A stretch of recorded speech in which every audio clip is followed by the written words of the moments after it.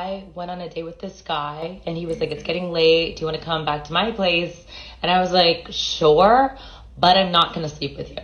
Like, that's not happening. And he was like, that's totally fine. Just come over.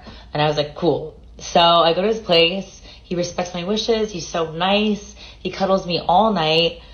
And I'm like, are you gay? Like, what? And like, I just wanted him to like try, and then for me to be like, no, you know what I mean? I wasn't gonna sleep with him. Now I feel ugly. Never date a woman like her, cause she's fucked. I'm saying, she'll make out and twist it all around that you're the fucking weirdo, when really, she needs to be put in a fucking mental home. Just never date a woman like her, cause it'll only end bad for you. In fact, she owns the fucking mental home, I'm saying, and the streets. Send her back. Stay woke in the streets, Big brr.